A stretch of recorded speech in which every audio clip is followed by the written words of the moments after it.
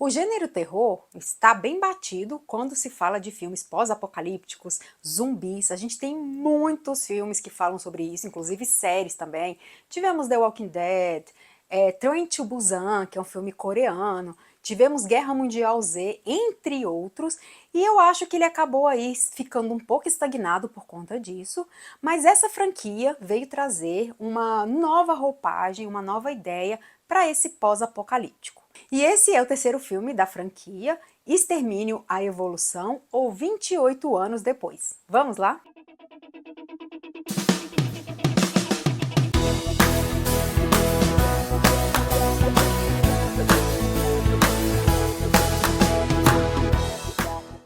Antes de começar a falar desse filme, eu queria fazer um pouquinho um resuminho dos outros dois filmes que antecederam, que é o 28 Dias, que ele é protagonizado pelo Cillian Murphy, e ele lembra muito a série The Walking Dead, porque ele acorda dentro do hospital sem saber o que está acontecendo, ele vai procurando pessoas aí pelo hospital e vê que tanto o hospital quanto a cidade toda tá devastada, detonada e que não tem ninguém na rua. E aí ele acaba tendo aí batendo de frente com essas criaturas, e aí ele acaba descobrindo, né, que teve esse apocalipse.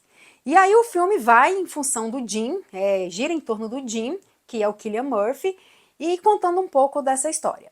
E esse filme é de 2002. E o Jim acaba encontrando também outras pessoas sobreviventes e eles vão tentar sobreviver a esse caos total. No segundo filme, que é de 2007, Extermínio 2, ou 28 meses depois, ele vem com uma premissa diferente, até a direção também. Aqui nesse filme, não temos a direção de Danny Boller e o roteiro de Alex Gollard. Ele traz essa premissa mostrando 6 meses depois desse apocalipse. O que eu achei interessante nesse filme, porque ele vai explicar um pouco de como aconteceu esse apocalipse, esse vírus, essa infestação, que aí ele mostra que cientistas estavam dentro de um laboratório testando um vírus da raiva, um novo vírus nos macacos. E ativistas acabaram invadindo esse laboratório para tentar resgatar esses macacos. Só que eles não sabiam que os macacos estavam infectados. E aí acaba que os macacos mordem o pessoal lá e a coisa desanda e vai proliferar pela cidade toda. E aí conta essa história de um pai que estava com a sua esposa e ele acaba deixando a sua esposa morrendo e ele consegue sobreviver e vai para a cidade, encontra seus 2 filhos e a mulher dele foi mordida, mas ela não apresenta os sintomas, mas ela pode sim contagiar alguém. E parece que o filho também tem a mesma situação, porque ele é mordido no final do filme. E aí mostra que eles chegaram numa outra cidade e, pelo que deu para entender, ele conseguiu infestar essa cidade também. Aí eu entro naquela brincadeira de novo, né? Sempre tem os adolescentes para atrapalharem tudo, né? E nesse segundo é exatamente isso. E agora, a dupla dinâmica de roteirista e diretor voltam com esse filme 28 anos depois. Um grupo de sobreviventes do vírus da raiva vive em uma ilha. Quando um grupo deixa a ilha em uma missão do continente, eles descobrem segredos, maravilhas e horrores que transformaram não apenas os infectados, mas outros sobreviventes.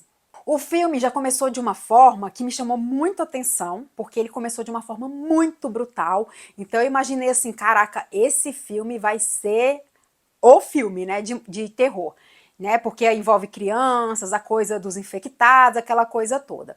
Aí ele se passa um tempo, o casal Jamie e Ayla, e a Ayla tem uma doença também que a princípio não é informada e ela só vive acamada na cama.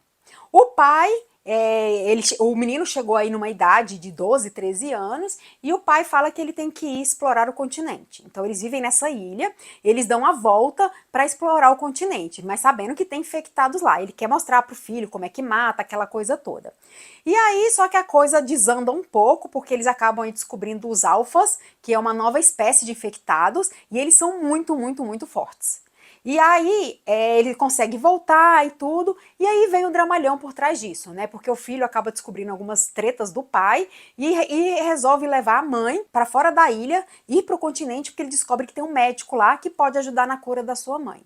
E aí tem esse dramalhão também em volta desse médico, que é vivido pelo Ralph Fiennes. E aí eu acho que o filme perdeu totalmente o foco. Então, assim, no início, como eu falei, tem essa cena da chacina que é muito interessante. Jamie vão pro continente também, que é muito boa, porque a gente vai conhecer esses novos infestados, só que aí o filme vai se perdendo por conta desse dramalhão. Então assim, eu acho que ele perdeu muita força, ele começou muito bem, empolgante, eletrizante, do meio pro fim ele foi perdendo forças. A priori, foi perguntado se Cillian Murphy iria voltar para esse filme, e o diretor falou que não, mas ele está dentro da produção desse filme. Inclusive tem um infectado que aparece no filme que é muito parecido com Cillian Murphy, e a gente ficou pensando, será que é ele realmente, para dizer que o personagem dele, o Jimmy, que é do primeiro, foi infectado e agora ele tá aí? Mas em entrevista o diretor falou que não é ele, mas que tem a ideia de trazer novos filmes e ele estar dentro dele. No início do filme também, a gente tem uma cena que é um pouco chatinha, mas eu entendo. Tem uma pessoa citando um poema, que é um poema Boots, que chama. Ele é lido pelo ator Taylor Holmes. O poema imagina a marcha dos soldados na guerra dos Boerés. E esse poema ele é usado nos Estados Unidos para simular sofrimento psicológico mediante um cativeiro. Então o filme faz essa comparação. Então tem muitos momentos assim que, por exemplo, está mostrando os soldados jogando flecha nos inimigos e mostra a galera jogando nos infectados.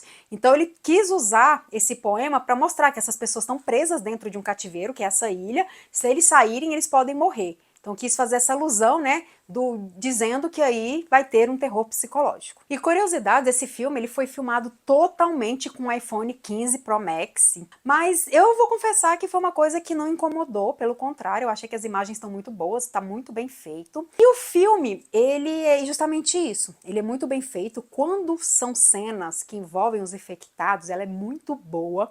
Eu achei que a maquiagem aqui ficou incrível, e eles deram um toque a mais nas mortes, porque a câmera tá, por exemplo, filmando uma hora que, vamos supor, o personagem do Aaron Taylor-Johnson joga uma flecha no infectado, e aí ele foca no infectado e dá tipo uma câmera lenta. Então, assim, ele vai focando naquilo. É um jogo de câmera aí muito interessante, eu achei que funcionou super bem. Eles tentaram fazer isso nos outros filmes, mas parece que não deu muito certo, mas dessa vez eles conseguiram. Então, o filme tem um desenvolvimento legal, porque você vê que dá continuidade a tudo que aconteceu nos outros filmes. Então, é essa continuação, porque o meu medo foi deles tentarem fazer uma coisa diferente, mas eu acho que dos três, ele tá sendo, assim, na minha opinião, o mais fraco, não pelas atuações, porque as atuações estão maravilhosas, sem exceção.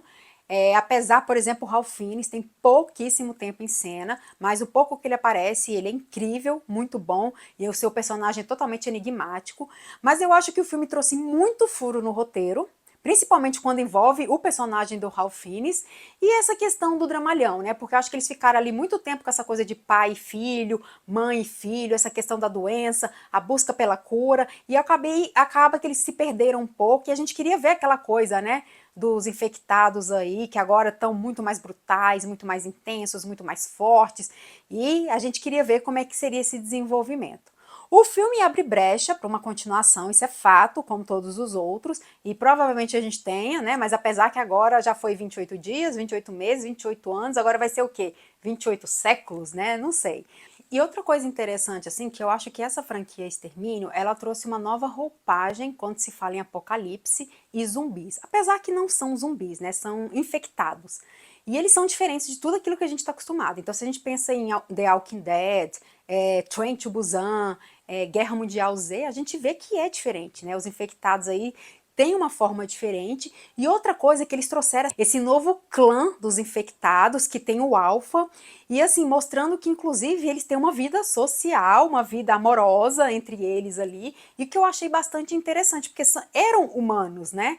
E o que eles se transformaram. E ao meu ver, parece que esse novo clã são pessoas nascidas de infectados. Então não foram pessoas que foram infectadas. Então foram pessoas que nasceram de infectados, que é bem diferente até pela forma deles andar. Eles andam totalmente nus, a forma que eles andam, a forma de se pôr assim, me veio isso na cabeça. Então pode ser que isso tenha um desenvolvimento melhor mais pra frente.